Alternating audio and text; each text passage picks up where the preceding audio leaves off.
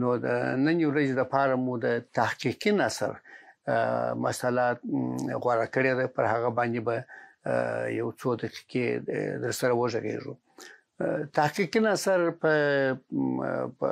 په ژبه کې نسبت و نور نثرونو ته زیاتره مسؤلیت لري او زیاتره چیرونو او تحقیقاتو ته ضرورت لري.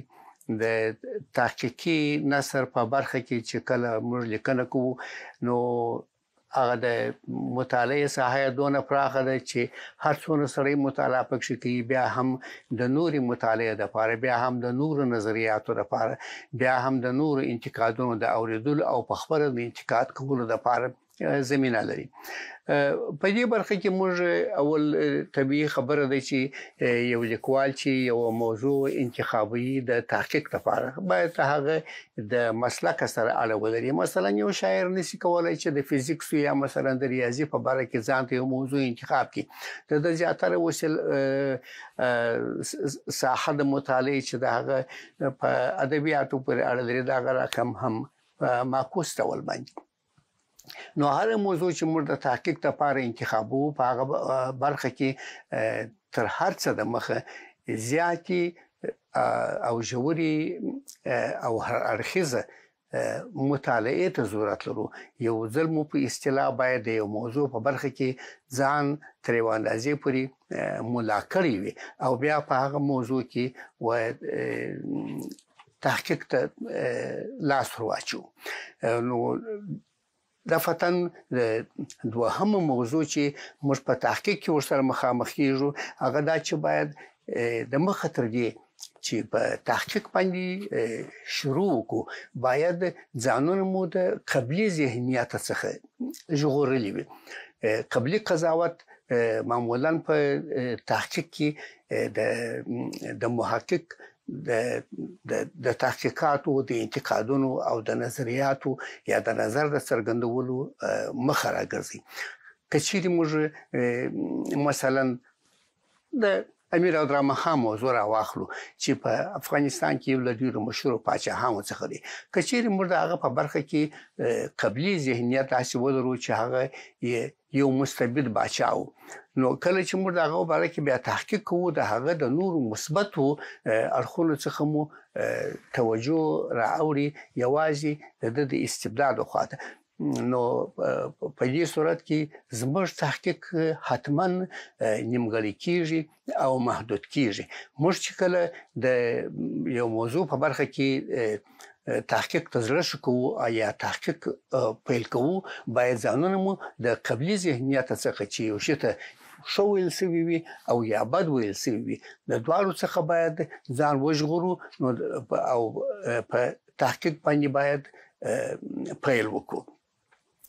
یعنی مثلا په منتها بی‌طرفي باید یو موضوع ته مراجعه وکړو، خصوصا بعضی تاریخي مسائل او یا مثلا د کلاسیک ادب بعضی مسائل دي. کچېرې موږ په هغه برخه کې تحقیق کوو باید مطلق داسې به طرف ورته کښینو لکه د هغې موضوع په برخه کې مو چې هیڅ ډول ذهنیت درلودلی نه وي. د هغه څخه وروسته بیا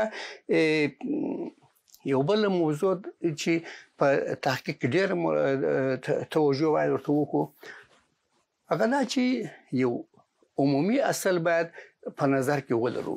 په تحقیق کې استناد تر ټولو مهمه برخه ده. موږ چې کله تحقیق کوو د یو موضوع په برخه کې یو مسله څېړل شوې وي، هر ډول مسله چې غیر مستنده وي، هر ډول ضعیف استناد چې په موضوع کې شوی وي، موږ باید هغه ته د شک او تردید په نظر وګورو. کله چې موږ غیر مستند متن ته د شک او تردید په نظر وګورو، دا موږ ته د استناد لپاره لار خلاصي چې په تحقیق کې تر هر شي مهم دي.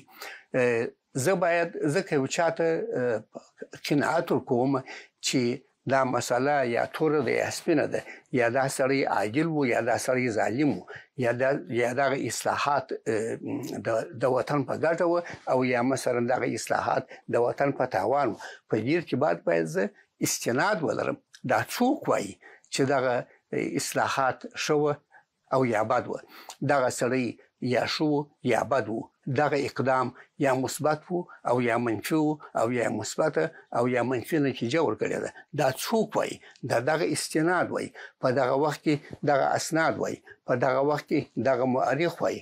په دغه وخت کې دغه عیني شاهدان وایي. که چیرې چا دغه ډول استنادونه وړاندې کړي نه وي، موږ باید هغه متن ته د شک او تردید په نظر وګورو او دغه شک او تردید دی چې موږ د انتقاد وخواته هڅوي یا مو د نورو تحقیقات وخواته هڅوي او نوې تحقیق باید را میدان ته کو. بل موضوع چې موږ باید توجه ورته وکړو هغه دا چې لکه څنګه چې موږ د بل چا څخه د استناد توقع لرو، په خپل هم باید و استناد زیاتره توجه وکړو او په داسې مستند دلایل باندې یو شی باید مدلل کو چې هغه د لوستونکو او د اوریدونکو قناعت حاصل کړي. د مثال په ډول نن په دغه خبرونه کې درو څلورو دوستانو پوښتنه کړې ده چې د پټي خزانه په اړه کې د جهاني صاحب نظر سری استاد اریان سورم چې دې سوال ته باید څنګه جواب ورکړم. پټه خزانه یو کتاب دی، هغه یو کتاب دی چې بنده لیکلی دی. هیڅ وخت موږ لکه نور کتابونه چې تر قرآن شریف راوسته په تقدس باندې قائل نه په پټه خزانه کې امکان لري نواقص موجود وي. که موجود وي باید محققین دا حق ولري چې پر هغه باندې انتقاد وکړي او یا دغه په اړه کې مثلا توجیه وغواړي او یا نوې نظر څرګند کړي. دا نظر چې دی د ټولو کتابونو په برخه کې وارد دی.